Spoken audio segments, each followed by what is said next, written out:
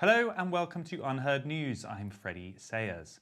On the 26th of September last year, the Nord Stream 2 pipeline that delivers natural gas from Russia to Europe was sabotaged. Despite months of investigations with deep-sea diving expeditions and sonar detection, there is still no official answer as to who was responsible.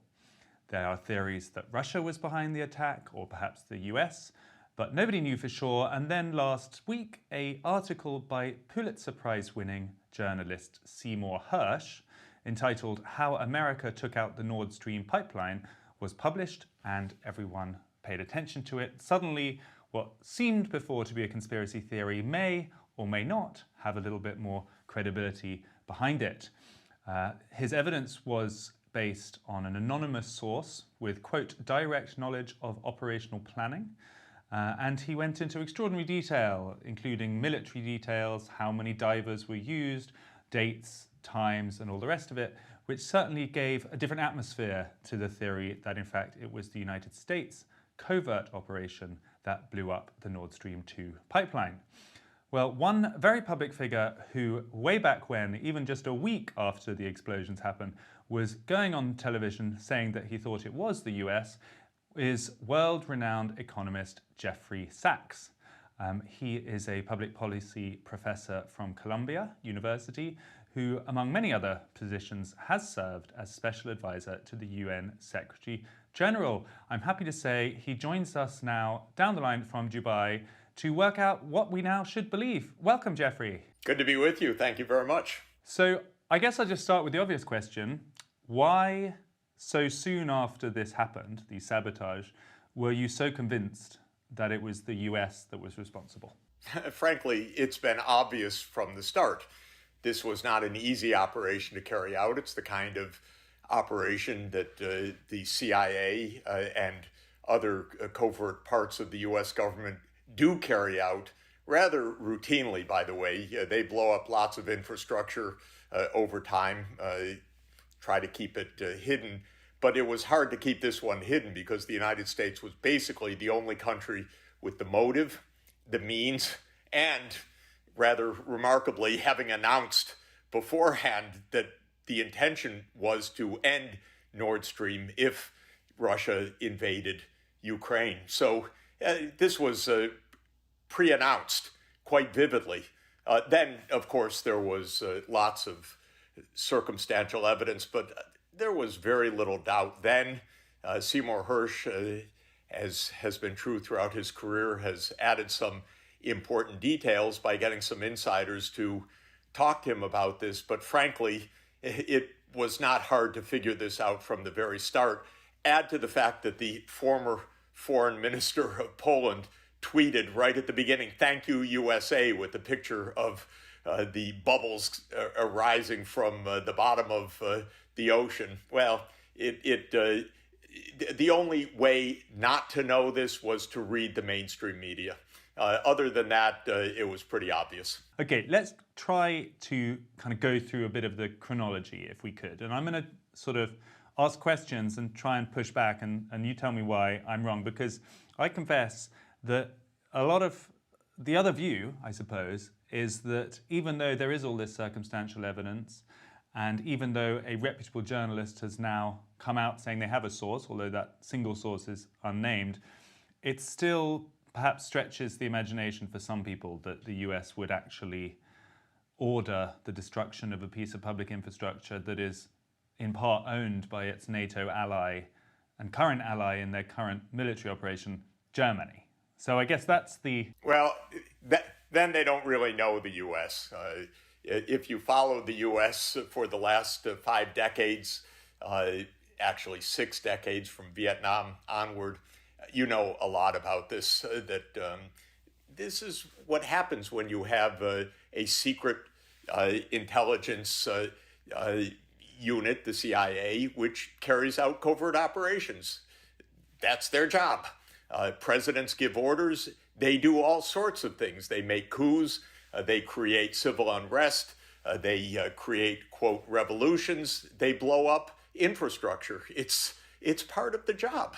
And it's actually quite well known What is interesting, though, is Seymour Hersh used to work for the New York Times, and once upon a time, the New York Times would report on this stuff.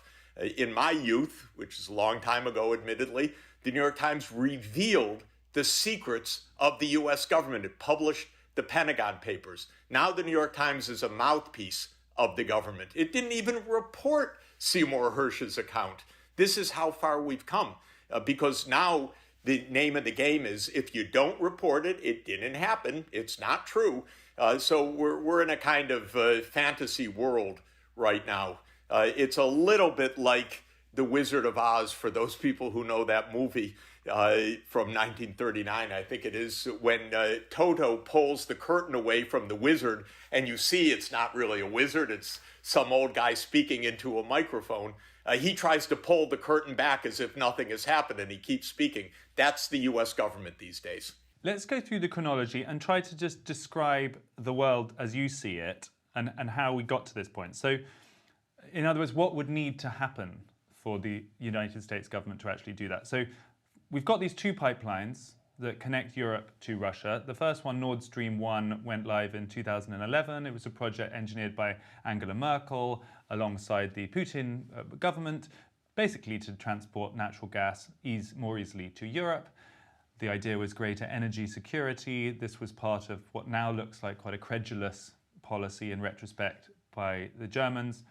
Nord Stream 2 is the second one of those. Oh, pipelines. I don't agree with that, by the way. Okay, nothing credulous about buying natural gas from Russia. All that's credulous is the United States says, don't do that. Well, nothing's wrong with trade. It's just that the United States and the mainstream media in Britain and the US say, no, that's dependence. We once used to call it trade. It's all the way you look at it. And the United States was rabidly opposed to this from the beginning because the U.S. had other designs. The main U.S. design was enlarging the U.S. military alliance. By the way, contrary to promises that were given to Gorbachev in 1990, but so be it.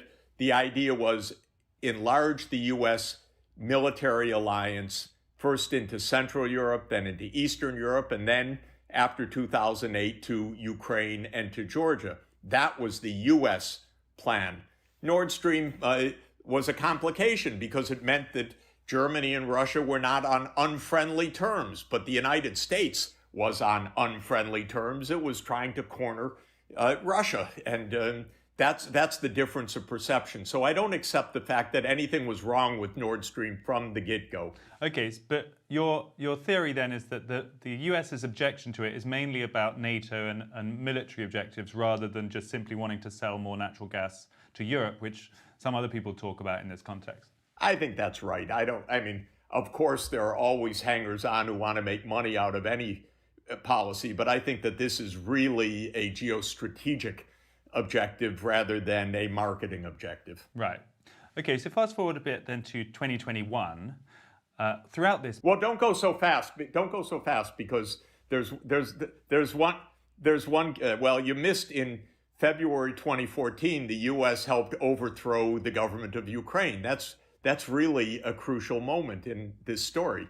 Victoria Nuland, who was then Assistant Secretary of State, obviously was involved in a covert operation, not so covert because so much of it is self-evident, but in a covert operation to push Yanukovych from power as part of the U.S. strategy to move NATO eastward because Yanukovych was in a balancing act. He was trying to keep Ukraine neutral. That's a no-no from the U.S. point of view.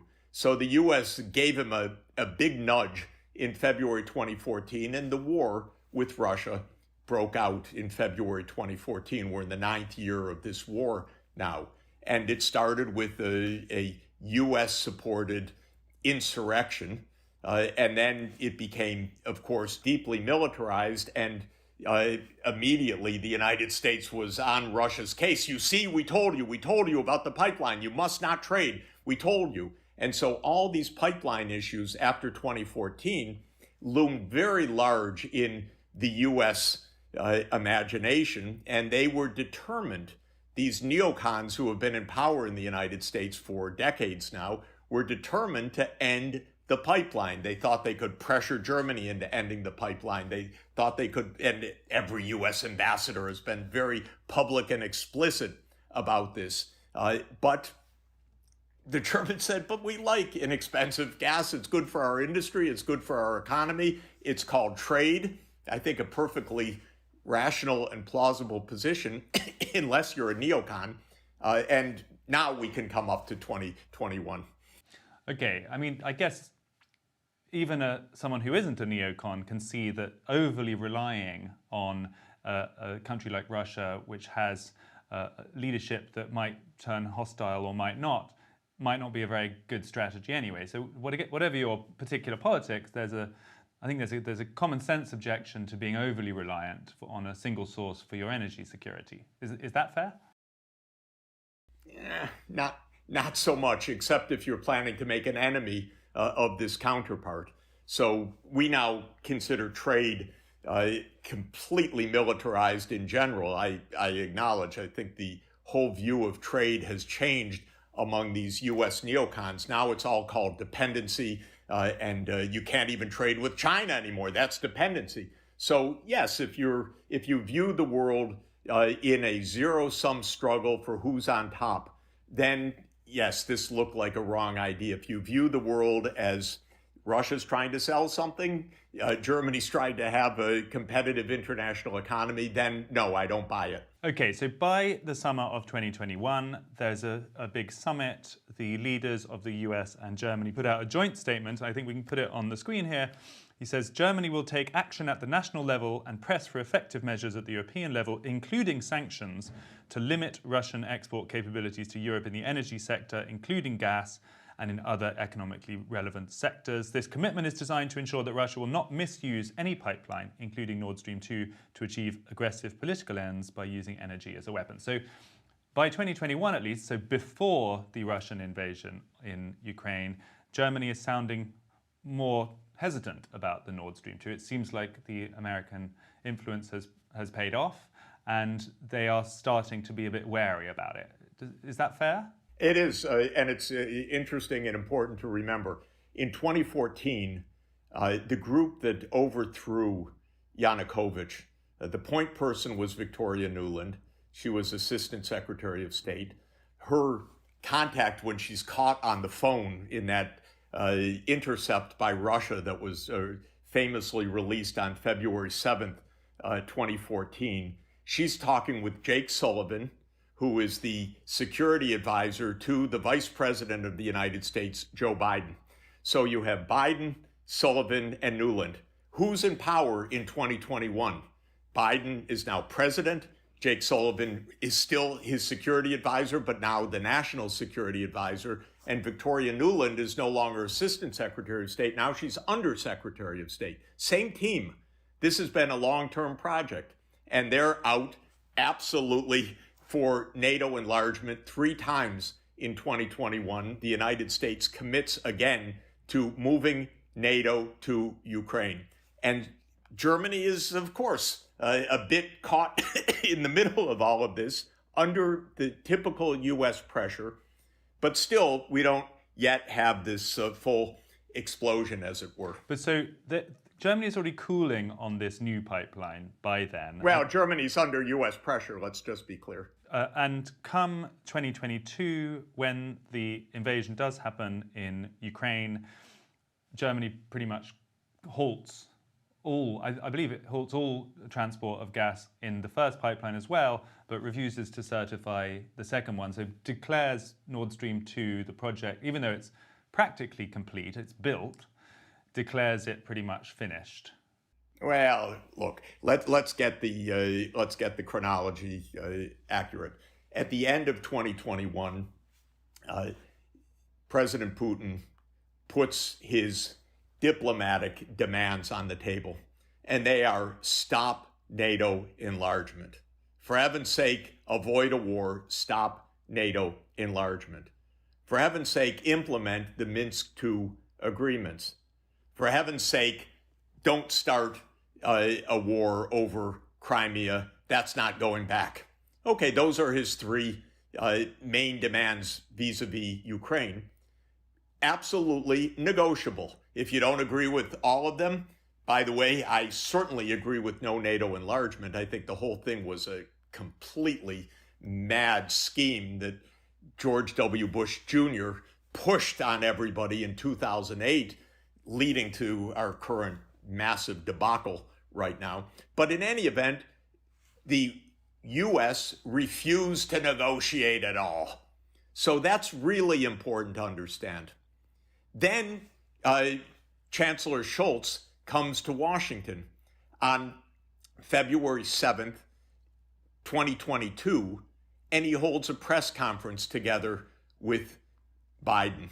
And you know what they talked about that day. They talked about the U.S. pressure on the pipeline. So at the press conference, with Scholz standing by, Biden's asked, what about the pipeline? And he says very clearly, if Russia invades, the pipeline is over. I actually think we have that clip. We can play it for our viewers so they can have a look. If Russia invades, that means tanks or troops crossing the border of Ukraine again. Then there will be no longer a Nord Stream 2. We will bring an end to it. How will you do that exactly, since the project and control of the project is within Germany's control? We will, I promise you, we'll be able to do it. So, look, for people who are seeking to disprove the US involvement in this, clearly that is a tricky clip to deal with. It's not a tricky clip, as Seymour Hersh well explains. Biden said what he wasn't supposed to say. Oops, we have our ways. Believe me, we will do it. And he said, and his aides were, oh my God, there goes our president again. He wasn't quite supposed to say it that way, but he did say it that way very clearly. So you think it was a gaffe? You don't think it was meant as a threat? You think he just spoke out of turn? I don't think it was a very well-timed or well-designed statement. It certainly was out of turn from the point of view of his advisors. I quite know that. But I have to say, by the way, even on, I think it's around January 27th, I don't recall the date precisely, Victoria Nuland had made pretty much the same statement. And hardliners in the U.S. Senate, like Senator Cruz, were pushing them very hard. What about this? What about this? And so the administration's also basically trying to say, don't worry, we got it. We got it. We understand. We're not going to be outrighted by the right wing on this. We got this. That's what you're hearing there. So, okay, this is the bit where I have to ask the central question, which is why? I mean, it's possible to establish the case in terms of why it's in America's strategic interest for the pipeline not to be active. But by this stage, Germany has already failed to give it authorization. They're not using the pipeline. Scholz is standing right next to him. What's the requirement to actually go through this elaborate and politically highly risky operation to actually blow it up when Germany's already stopped it? It's not being used. And besides, it's actually a partially German-owned piece of infrastructure. This is owned 51% by Gazprom, the Russian company, but 49% by a consortium of European energy companies. Why do they need to blow it up? Oh, I couldn't agree with you more. The whole thing is madcap. The whole thing is arrogance. They think they can get away with it. Why not? Let's put it to an end once and for all. Maybe German industry is going to demand that it gets started again. Who knows? But it's always interesting to try to think like the CIA or to try to think like the U.S. covert operations. I have to tell you, there are dozens of these operations. So you have to ask, and I ask that question each time because they rarely work out. And this one's not going to work out too well either. This is now understood. More and more people are coming to understand what this is all about. And it's a little nuts. And by the way, if you look at Seymour Hersh's account, it was heavily contested inside the administration, which I believe to be true. We just happen to have ideologues that believe in this stuff. And most of what these covert operations do They overthrow governments, they make coups, they do all sorts of things. The question you're asking is exactly right. And you could ask that on 50 occasions in the last few decades of major actions that you say, oh my God, why did they do that? But just to be clear, though, Professor, then we're not talking about the CIA going rogue and doing something that the president wasn't aware of. I mean, I think we understand the chain of command is still intact, and that if this operation was going to be green-lit, the president would have had to been in the Situation Room, giving the green light and saying, yes, blow it up. That's what would have had to happen. So the situation we're required to believe is that the United States president is there directly giving the order to blow up a German pipeline, the pipeline partially owned by their NATO allies that they're currently in a military engagement with. That is exactly right. The CIA very rarely, I actually don't know of any significant cases of the CIA going rogue. I know of lots and lots of cases of presidents giving orders, and the presidents say things like, well, then that person should be eliminated. And the CIA understands that means assassinated. Maybe the president doesn't say that, but he says it in a way that is perfectly understood. The CIA doesn't go rogue. The CIA is a covert organization to manage presidential directives, U.S. foreign policy led by the executive branch. So no, this is not at all a rogue operation in the least. Following then the timeline, if we return to the account as Seymour Hersh describes it, there is then a whole series of decisions made about how this operation would be best undertaken.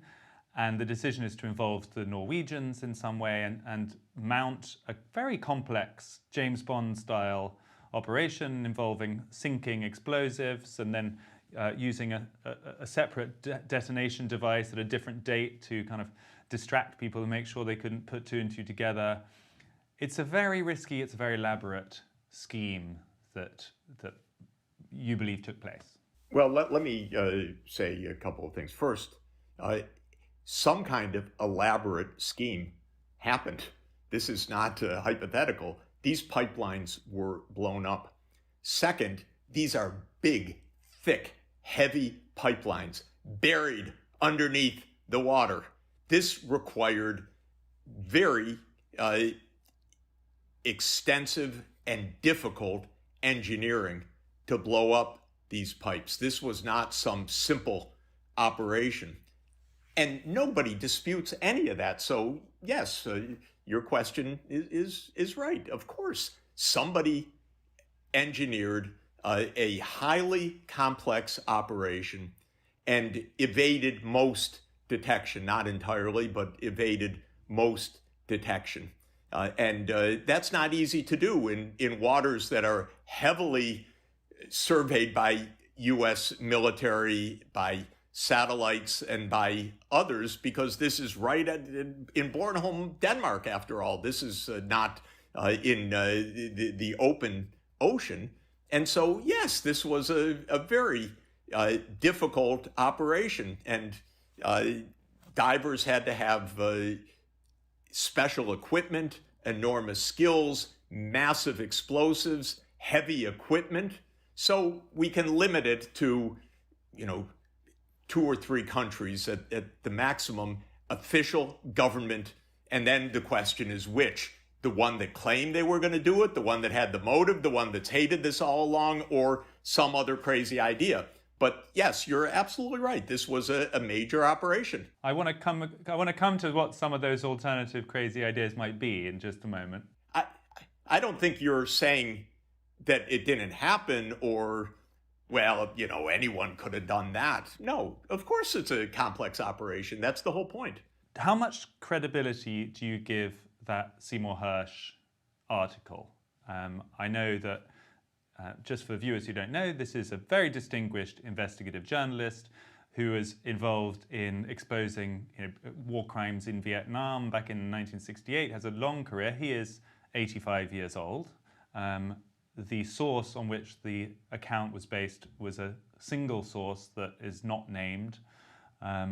And a lot of the effect of it, I would say, having read it a couple of times, a lot of the apparent authority it has comes from details about particular names of ships, particular locations that give the whole piece a feeling of credence. But I wouldn't say there's a smoking gun. There is no actual proof there.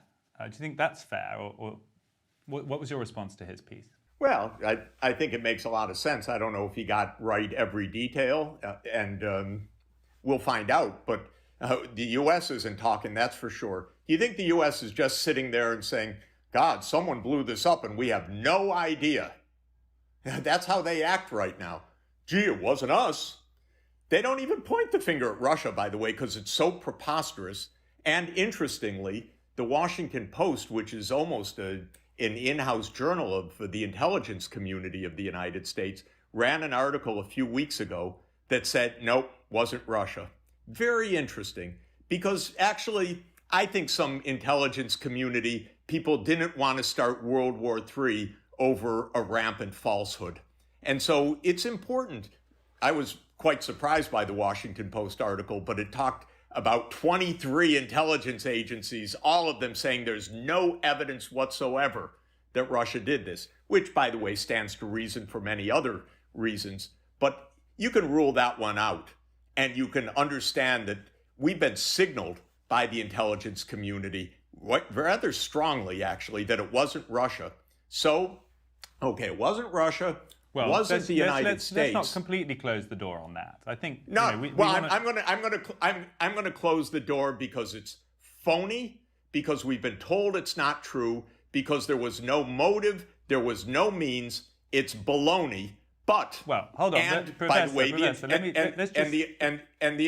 intelligence community has told us so. So please go to the Washington Post and read the very interesting article. In the interest of keeping our skepticism open, is it not at least plausible, even if you think it's a small chance, that at a time of war such as this, in a regime that is complex and we know is made up of very powerful oligarchs in competition with each other, kind of mafia-style interests, it's not always a direct chain of command, it is plausible that somewhere within the Russian orbit this was carried out for some kind of means or for some objective that we don't fully understand. In a busy and complicated time like this, when lots of counterintuitive things are happening, it's not beyond the scope of possibility. What do you want me to say? I think it's ridiculous. Okay, why won't you at least concede that it is possible, even though you don't find it persuasive? I think when you're trying to reason about what happens, that kind of magical thinking isn't really the most helpful thinking. If you have some evidence, that would be interesting. There is no evidence. If you have the intelligence agencies of the West saying there's no evidence, now that's evidence that it wasn't Russia. Okay, scenario number 2. What about some organization connected to the Ukrainian government that wanted to fast forward Western opposition to Russia, essentially frame the Russians for having blown up the pipeline and get increased Western support? It's been talked about as a theory. Is it plausible? It's absurd. Ukraine doesn't have the capacity to do it. Ukraine would never do it without the U.S. approval. So there's absolutely no way that some rogue Ukrainian operation is responsible for this. It's absurd. Can you think of any other potential explanations that we should at least consider before dismissing them? I've been trying for a long time. I don't see any other explanations, and I didn't from the start. When one country announces that they're going to do it, when they have the incentives to do it, when they have the means to do it, and when it happens. And what we didn't talk about, by the way, was how they championed this. So suppose that this was something the U.S. didn't do, and that this was an act of high piracy in open waters, a massive attack on international infrastructure of a close ally. Do you think the U.S. Secretary of State would call it, and I quote, a tremendous opportunity? do you think that the U.S. Undersecretary of State would testify in Congress? Senator Cruz, the administration is delighted that Nord Stream is a hunk of metal on the sea floor. Is that how you would talk about an act of international terrorism that affects the key infrastructure of a close ally? That we're delighted that Nord Stream 2 is a hunk of metal? These people are so arrogant, and they have people asking naive questions. I'm not saying you're trying to understand this. I'm talking about in our mainstream media. They think they can get away with anything. They can even get away with chortling about how delighted they are about this. If this were an act of international terrorism that the United States didn't know and to this day couldn't figure out, my God, they'd be working hard on that, and we'd be hearing all about it, and we'd have Senate committees and House committees investigating this because this is a major breach of international security, and we have cables on the ocean floor that are at risk, and who did this, and we demand to know. And of course, it's nothing like this, just the opposite. It's delight. It's a great opportunity. We like it being a twisted metal on the ocean bottom. We promised we would do it. Come on. What we need is the United States government to tell us what happened now. And let's have the U.S. government come up and say, oh yeah, terrible disaster, and we have no idea. Or why don't we ask Sweden? Very interesting case. Sweden sent its divers down. And you know what Sweden said at the end of its, quote, investigation? Well, this is so sensitive national security, we're not going to tell our public. We're not going to tell the Swedish parliament. We're not going to tell the Germans. We're not going to tell Denmark. What did they find? You think they're hiding that Russia did it? I'm sorry to tell you, they're not hiding that Russia did it. What they did was clean up the crime scene. Now, come on. Let's be clear. What is Sweden hiding from us? We'd like to know because we're democracies. We want to know. If we zoom out for a moment, the world that you're describing, just in its fundamentals, is a concerning one, to put it mildly, because first of all, American power, far from being purely kind of cleverly strategic and muscular, as I suspect most people think it is actually a bit cack-handed, clumsy. If you're right that they carried this out, you've got to believe that the Americans are almost sort of getting sloppy because it was, as you say, an unnecessary thing to do. It's now in the process of being discovered, or, you know, a lot of people are starting to believe that they're responsible for it. It shows a power that is not really being very cleverly deployed. How clever do you think the fake information was that led us to the Iraq War? Not very clever. I sat there the day that Colin Powell gave his evidence to the UN, shaking my head. Are you kidding? This is a joke. And it was not a joke, it was a tragedy. How clever is that to invade Iraq? Boy, they're really on top of the game. How clever was it to send the CIA to overthrow Bashar al-Assad? How clever was it to send NATO to overthrow Muammar Gaddafi? And boy, that set in place a long stability in Libya. Of course, I'm being ironic. How clever was the U.S. occupation of Afghanistan? And we're at the top of the game. That was clever how we left Afghanistan last year after 20 years in great shape. Per capita income under $400 per capita, a country destroyed. You know, no, it's clever is not the word that jumps to mind. So for you, this is nothing new. This is just, in your view, a continuation of historic behavior. Well, look, we've had debacle after debacle. I go back a long time to Vietnam, to Cambodia, to Laos, to Nicaragua, to Iraq I, to Afghanistan, to Iraq II, to Syria, to Libya, to countless coups, by the way, that I haven't mentioned. I think if the U.S. tried diplomacy, we would actually get somewhere, because the U.S. has all sorts of interesting things to say and could help to be constructive through diplomacy. But these covert operations, which are very well known and have been written about in full libraries about all of the debacles, no, it's not a great idea. And the fact that they're secret, so-called, although we tend to find out everything about them, means that they're never held to account. The last time we really had hearings about all of this was the Church Commission in the Senate in 1977, when there was then kind of public scrutiny of decades of mayhem that these secret operations had caused. Since then, not so much. So no, I don't think that this is out of the ordinary. It's not the full story of U.S. foreign policy, but boy, there's a lot of blunders, that's for sure. And the other aspect that I think would be shocking to people, and possibly to many people still means that this is beyond plausibility, is the sheer number of people who would need to be in on it.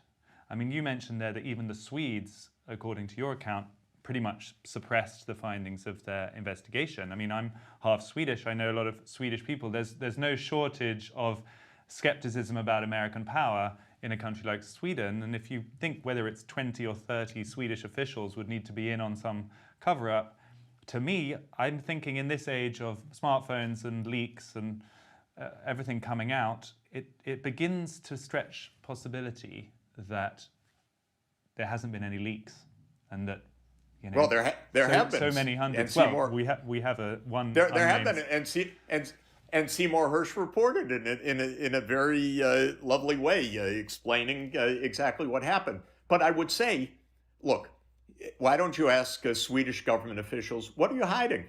You did the investigation, and you said it was so sensitive you couldn't even share it with Germany. Come on, it's on the face absurd what's happening right now.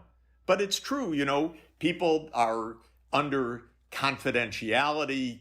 People go to jail for leaking information. Thank God I don't know any of this confidential stuff, and because I don't want to. I can watch with my own eyes and understand what's going on. But inside, yeah, it's of course many people know a lot, but nobody talks. It's true. And what doesn't help is that, like the New York Times coverage of the Seymour Hersh story, the coverage, zero. Not even a mention, not even a sentence. So what kind of society do we have right now when we don't even ask questions? Mr. President, give us an account. Does the United States know nothing about who did this? Nothing? Really? Well, isn't that a little shocking that we have some terrorists running around and you know nothing? Have you investigated? You know, we don't even ask those questions. Where are reporters these days asking people in authority the questions that we need to know so that we don't end up in complete disaster? Are you angry with America? I believe that the foreign policy that we're pursuing now is endangering, first, Ukraine, and second, the whole world. So I believe we need a different foreign policy. I've explained that in a book in 2019 called A New Foreign Policy, moving beyond American exceptionalism. And this is what we need to do. We need to have a foreign policy that doesn't engage in rogue operations, in covert operations, but actually engages in diplomacy. Do you worry? I mean, because of course what happens when we have conversations like this is that people will accuse you of being somehow pro-Putin or, you know, not a patriot. That's the discourse. And I wonder, how do you respond to that? And do you ever worry that in your kind of righteous indignation against foreign policy missteps, you do occasionally go too far? Well, it's not righteous indignation. It is worry. It's worry that we're in a world with 1,600 deployed nuclear weapons in the United States and Russia. and there's a hot war going on between the two countries. So yeah, I'm worried. And I want to see this war end, and I want to see diplomacy take over. And nothing we talked about, by the way, had anything to do with, I didn't say anything about Putin or Putin's apologist or anything like that. You mentioned that. I talked about what the U.S. view was of these issues going back many, many years. And I think it's an incorrect way of looking at the world. I'm extremely concerned about the U.S. policies towards China right now for the same reason. I don't want to see World War III blow up. I know a lot about these events. I wrote a book about the Cuban Missile Crisis and its aftermath, and how close we came to complete disaster and how only diplomacy saved us in the end. I want the sides talking with each other, not making covert operations against each other. That's extraordinarily dangerous for all of us. Final question for you, Professor. Is there anyone within the American political scene that gives you optimism in this regard? Because there used to be an anti-war left. That doesn't seem to be very much in evidence anymore. At times, there seemed to be a new right coming on, which was also somewhat more skeptical about foreign adventures. That seems to have gone largely quiet. Is there anyone that you feel represents you well within the political scene in America? Well, Seymour Hersh's account explains that there was a lot of internal opposition to this plan of action within the U.S. government.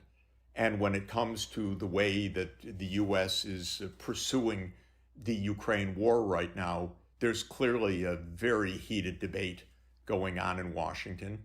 And no less than the chairman of the Joint Chiefs of Staff of the U.S., our top general, General Mark A. Milley, has said it's time for negotiations. So I know that there's a very active debate going on, and I hope that foreign policy is not to remain in the hands of neocons and ideologues, but people who understand how dangerous these approaches have been and will turn instead to diplomacy. Jeffrey Sachs, thank you so much for your time today. Pleasure to be with you. Thank you. Thank you. That was Professor Jeffrey Sachs, a long-standing critic of US foreign policy, defending his view that it was the CIA that blew up the Nord Stream 2 pipeline. The world that Professor Sachs describes is a dark one, in which American power is deployed cynically and recklessly, less the global mastermind than the playground bully. I suggested to him that at times his account stretched the limits of plausibility. But here at Unheard, we like to consider all arguments. So whether you're convinced or not, as ever, is up to you. We'll do our best to carry on finding interesting voices that challenge the consensus and force us to think again. And if you like what we're doing, make sure to become a subscriber or a supporter at www.unheard.com/join. The link is being put up there on the top right of the screen. Not only can you enjoy all of our written content, but you can actually come and attend our interviews and events live. Thanks for tuning in. This was Unheard.